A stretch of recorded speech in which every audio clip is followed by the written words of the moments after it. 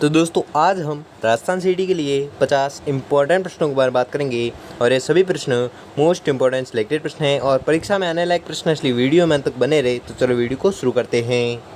तो आपका पहला सवाल है कि लटकन आभूषण किस अंग का है। तो आपको याद रखना है यह है नाक का। ठीक है, नाक का कौन सा आभूषण है? तो लटकन आभूषण है। अगला सवाल है कि द्वितीय शताब्दी ईसा पूर्व में रचित गोसुंडी शिलालेख ब्राह्मी लिपि में है, यह किस स्थान पर है? तो यह कहाँ पर है? चित्तौड़गढ़ में है। ठीक है, कौन सा शिलालेख? गोसुंडी शिलालेख। अगला सवाल है कि पृथ्वीराज विजय के लेखक है, तो कौन है? जयानक। ठीक है, जयानक है जो पृथ्वीराज विजय के लेखक है। अगला सवाल है कि थेवा केला या थेवा कला प्रसिद्ध है, तो आपको याद रखना है यह प्रसिद्ध है प्रतापगढ़ में। ठीक है, कौन सी कला? थेवा कला। अगला सवाल है कि अलगोजा है, तो अलगोजा क्या है?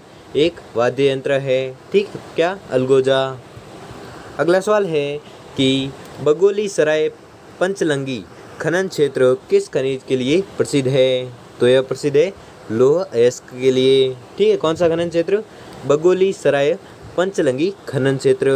ठीक है, किसके लिए प्रसिद्ध है? लौह अयस्क के लिए। अगला सवाल है कि 1936 में बीकानेर प्रजामंडल की स्थापना कहाँ हुई थी? तो आपको याद रखना है यह हुई थी कलकत्ता में। ठीक है, कौन से प्रजामंडल की स्थापना? 1936 में बीकानेर प्रजामंडल की स्थापना कहाँ पर हुई थी? कलकत्ता में। अगला सवाल है कि जाम्बोजी के 29 नियम के पालनकर्ता कहलाए, तो क्या कहलाए? बिश्नोई। ठीक है, बिश्नोई कहलाए थे। क्या क्या कहलाए थे? जाम्बोजी के 29 नियम के पालनकर्ता कहलाए थे। कौन? बिश्नोई। अगला सवाल है कि प्रथम राजपूत वंश जिसने मुगल सम्राट अकबर से विवाद संबंध स्थापित किए थे, तो आपको याद रखना है वह प्रथम राजपूत वंश था कछवा वंश। ठीक, कछवा वंश प्रथम ऐसा राजवंश था जिसने मुगल सम्राट अकबर से विवाद संबंध स्थापित किए थे। अगला सवाल है कि तालाबों निकाली गई नालियाँ है कहलाती हैं, तो आपको याद रखना है यह कहलाती है मोरी। अगला सवाल है कि सिंहथल में रामस्नेही संप्रदाय की स्थापना किसने की थी? तो आपको याद रखना है यह की थी हरिराम दास जी ने। ठीक है, हरिराम दास जी ने स्थापना की थी किसकी? रामस्नेही संप्रदाय की स्थापना, और ये कहाँ पर है? सिंहथल में। अगला सवाल है कि कोटा, बूंदी, बारा और झालावाड़ जिले और अन्य किस नाम से जाने जाते हैं? तो आपको याद रखना है यह जाने जाते हैं आड़ोती नाम से। ठीक है।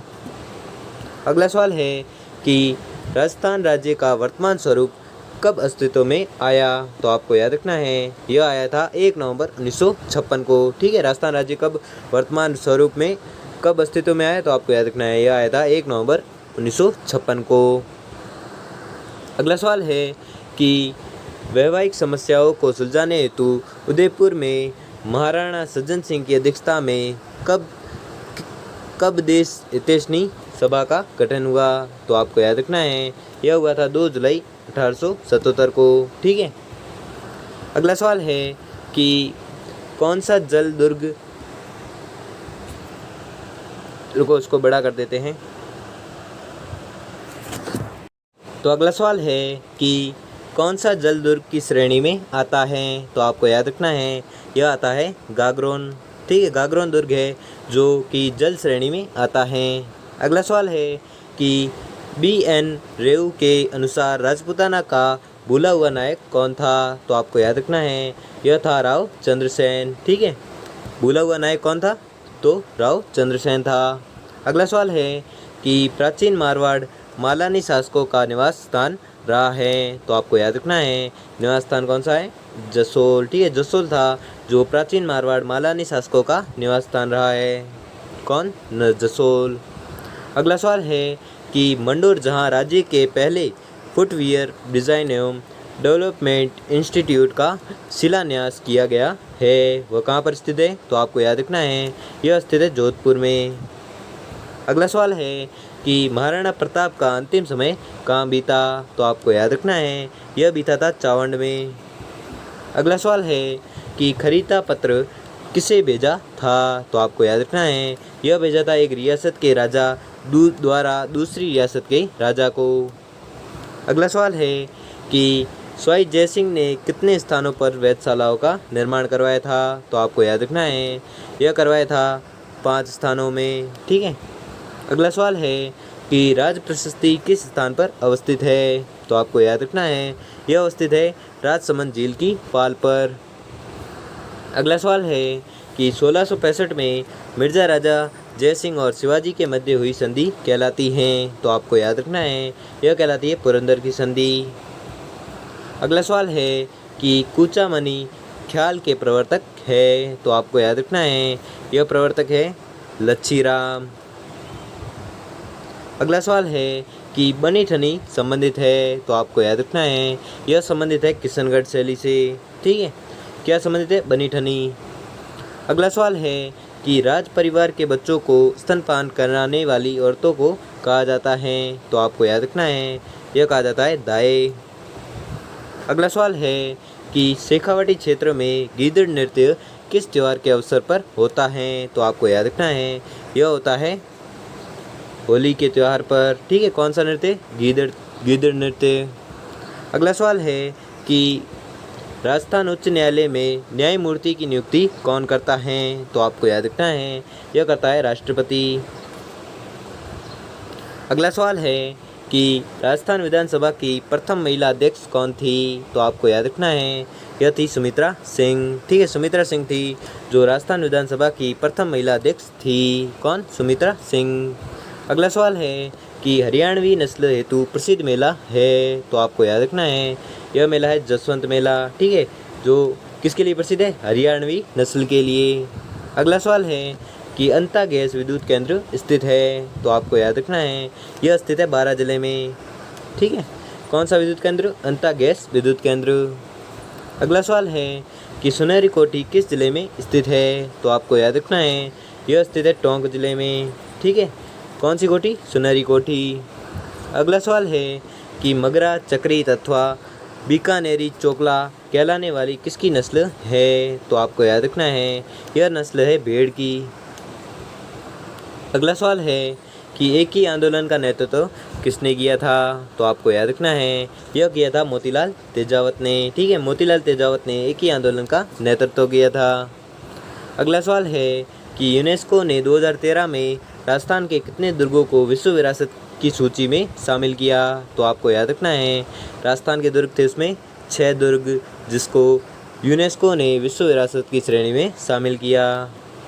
अगला सवाल है कि जंतर मंतर जयपुर को यूनेस्को ने किस वर्ष विश्व विरासत सूची में शामिल किया? तो आपको याद रखना है यह शामिल किया था 2010 को। ठीक है। अगला सवाल है कि विक्रम संवत के कौन से माह में छोटी तीज मनाई जाती है? तो आपको याद रखना है यह मनाई जाती है श्रावण शुक्ला तृतीया को।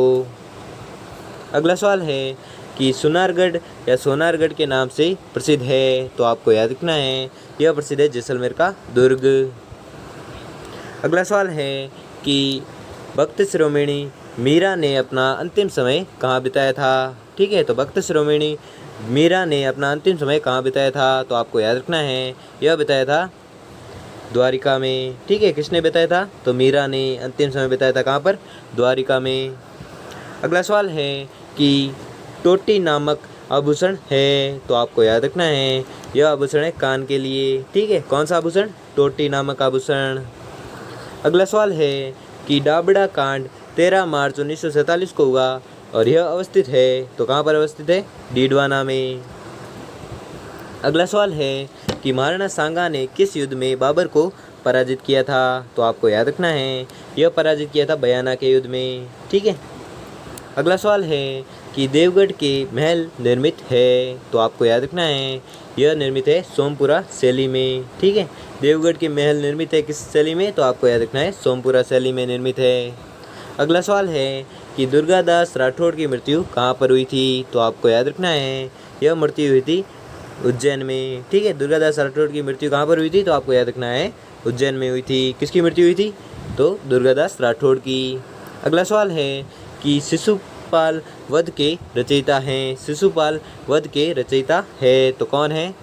तो आपको याद रखना है यह रचयिता है महाकवि माघ। ठीक है। महाकवि माघ है जो शिशुपाल वध के रचयिता हैं। अगला सवाल है कि 66 झरोखे वाली पटुओं की हवेली किस जिले में स्थित है? तो आपको याद रखना है यह स्थित है जैसलमेर जिले में। ठीक है, कौन सी हवेली? पटुओं की हवेली। अगला सवाल है कि अलाउद्दीन खिलजी के आक्रमण के समय जालोर का शासक था, तो कौन था? कानड़ देव। ठीक है, कानड़ देव शासक था जब अलाउद्दीन खिलजी ने आक्रमण किया था। अगला सवाल है कि 1734 ईस्वी में मराठों को पराजित करने के लिए राजस्थान के शासकों की बैठक कहाँ हुई? तो आपको याद रखना है यह हुई थी हुरडा में। ठीक है, हुरडा में बैठक हुई थी। कब हुई थी? 1734 में। अगला सवाल है कि मेवाड़ प्रजामंडल का प्रथम अध्यक्ष कौन था? तो आपको याद रखना है यह था माणिक्यलाल वर्मा। ठीक है, माणिक्यलाल वर्मा था जो मेवाड़ प्रजामंडल का प्रथम अध्यक्ष था। कौन? माणिक्यलाल वर्मा। अगला सवाल है कि मानगढ़ हत्याकांड घटित हुआ, तो कब घटित हुआ था? 1913 को। ठीक है, 1913 को कौन सा हत्याकांड घटित हुआ था? तो मानगढ़ हत्याकांड घटित हुआ था। तो दोस्तों, आपको वीडियो कैसा लगा हमें कमेंट बॉक्स में कमेंट करके ज़रूर बताएं, और अगर आपको वीडियो अच्छा लगा हो तो वीडियो को लाइक और चैनल को सब्सक्राइब कर लीजिए। धन्यवाद।